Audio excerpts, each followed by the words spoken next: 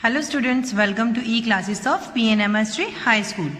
We will continue with our chapter number 2, that is whole numbers. And now we will continue with our properties of whole numbers. The next property is associative property. Students, in the last video we learned about the closure property and the commutative property. In this we will learn about the remaining two properties, that is associative property and distributive property. Now associative property. This property states that when three or more numbers are added or multiplied, the sum or the product is the same regardless of the grouping of the addendums or the multiplicants. So what is given in this definition? That in associative property, if we wish to add or multiply three or more numbers, then the answer will be the same, even if we change the order of the group in which they were added or multiplied. By changing also the order of the group, the answer will be the same. Associative property involves three or more numbers. Now associative property for addition. So here associative property on addition states that if we wish to add two or more numbers, say A, B and C, it doesn't matter how we group them. We can add them as A plus B, bracket closed, then plus C, or we can add like A plus bracket B plus C, bracket closed. The sum of both the group will be equal by adding any three numbers in this way or in this way. We will get the same answer. So let us understand with an example. For example, if A is equals to 3, B is equals to 10 and C is equals to 7. Here we will solve this sum in two parts, left hand side and right hand side. Left hand side, in bracket we will write A plus B, then bracket closed, plus C. In bracket we will write, in the place of A we will write 3, in the place of B we will write 10, plus 7. Now 3 plus 10 is 13, plus 7, 13 plus 7 is equals to 20. We will solve the same right hand side. A plus, in the bracket we will write B plus C. In the place of A we will write 3, in the place of B we will write 10 and in the place of C we will write 7. So first we will add the numbers which are in the bracket. 10 plus 7 is equals to 17 plus 3. Now 3 plus 17 is equals to 20. Now you can see that whether we have added the numbers in this way or in that way, the answer to both the group will be same.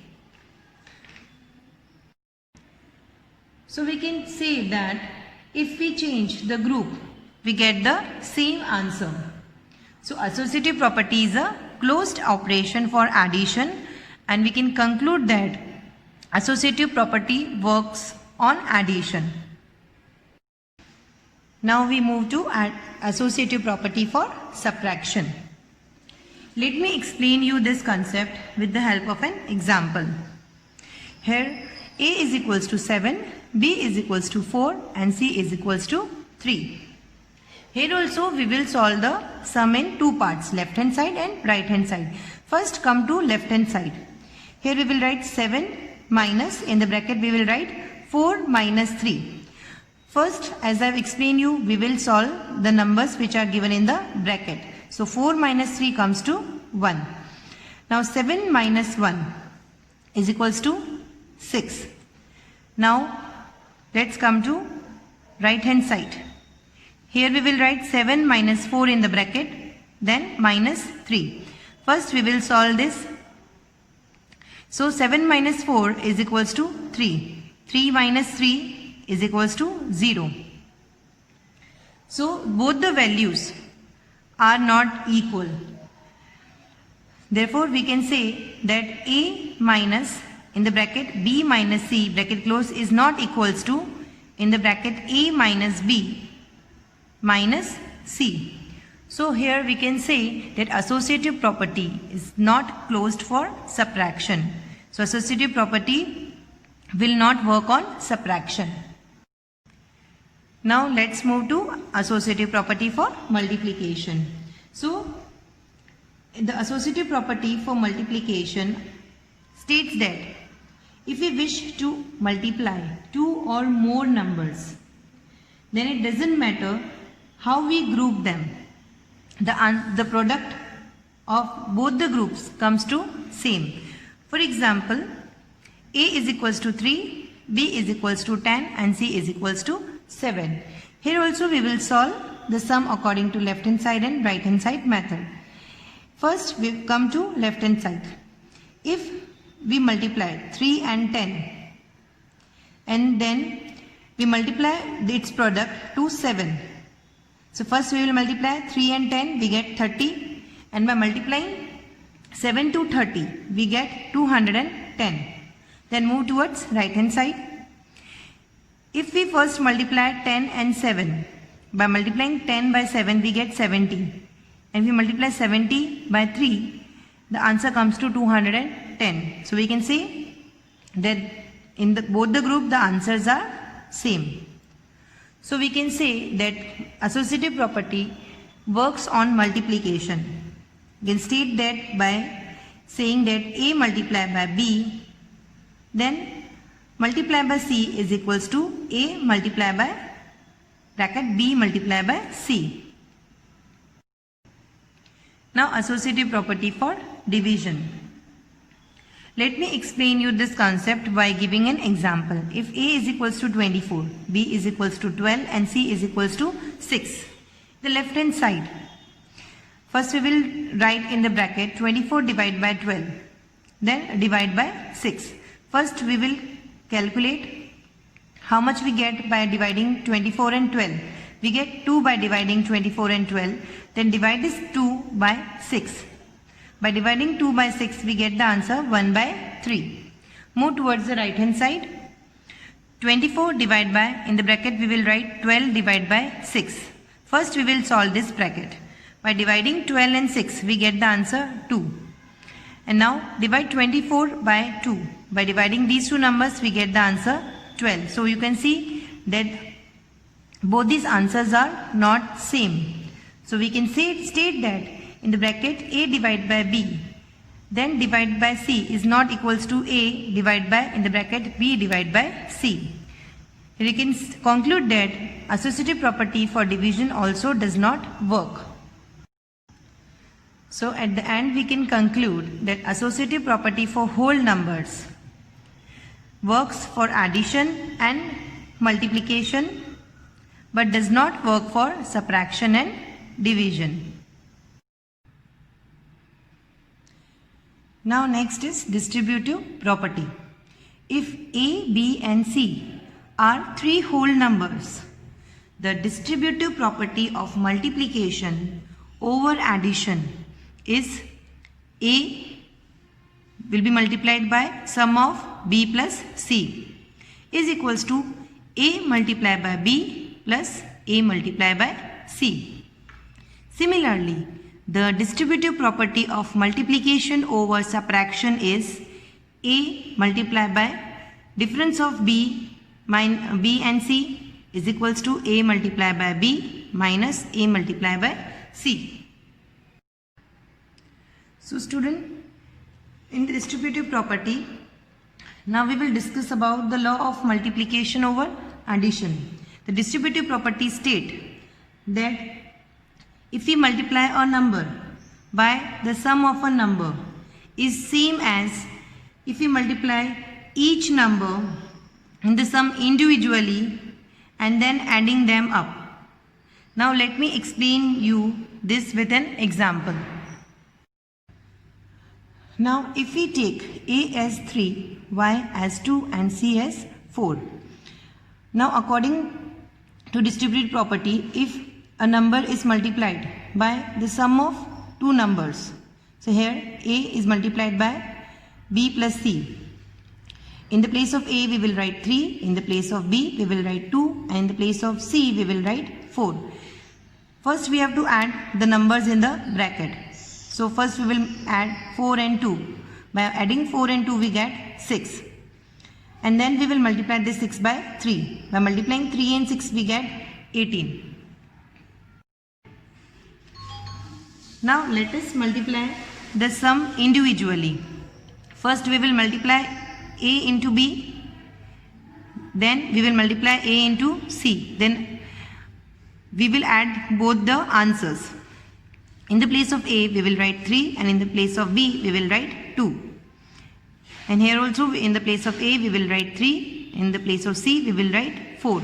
First we will multiply 3 and 2. By multiplying 3 and 2 we get 6, and by multiplying 3 and 4 we get 12. Now we will add these two numbers. So 6 plus 2 is equals to 18. So hence both the values are equal, so we can see that the distributive property of multiplication over addition is a closed operation. So here in second part, the distributive property of multiplication over subtraction, if A is multiplied by the difference of B and C is equals to A multiplied by B minus A multiplied by C. Now let us understand this by an example. Now here if we take A is equals to 4, B is equals to 5, C is equals to 3. First we will solve A multiplied by the difference of B and C. Here in the place of A we will write 4, in the place of B we will write 5, and in the place of C we will write 3. So first we will calculate 5 minus 3. By subtracting 5 from 3 we get the answer 2. Now we will multiply this 2 with 4. 4 multiplied by 2 is 8. Now let us solve in this way. If we multiply each number individually, if A is multiplied by B minus A is multiplied by C. So here also in the place of A we will write 4, in the place of B we will write 5, in the place of A we will write 4, and in the place of C we will write 3. 4 multiplied by 5 is 20, 4 multiplied by 3 is 12. By subtracting 20 from 12 we get the answer 8. So hence both the values are equal, so we can say that distributive property of multiplication over subtraction is a closed operation. Now identity property. Identity property for addition, which can also be called as additive identity. When a whole number is added to 0, its value remains unchanged. Here additive identity states that there exists a special number called additive property which added to any other number, then that number will still keep its identity and remain the same, and that special number is 0. So 0 is an additive identity. Symbolically we can say that if A is a whole number, then A plus 0 is equals to 0 plus A is equals to A. Let us understand this with one example. For example, if we add 4 and 0, we will get the same answer 4. We can also say that by adding what to 4 we get the same answer. So here the special number is 0. By adding 0 to 4 we get the same number, that is 4. Now identity property for multiplication, which can also be called as multiplicative identity. When a whole number is multiplied by 1, its value remains unchanged. So here also when the property states that there exists a special number by which if we multiply, the product which we get remains the same. The number keep its identity and is unchanged. So here the special number is 1. In symbolically we can say that if A is a whole number, then A multiplied by 1 is equals to 1 multiplied by A is equals to A. And we can understand this by an example. By multiplying 18 to 1, we get the same answer 18. Here the special number is 1. By multiplying which number to 18, we get the same answer. So by multiplying 18 to 1, we get the same answer. So students, with this we end our today's video. We'll continue with our chapter in the next video. Thank you.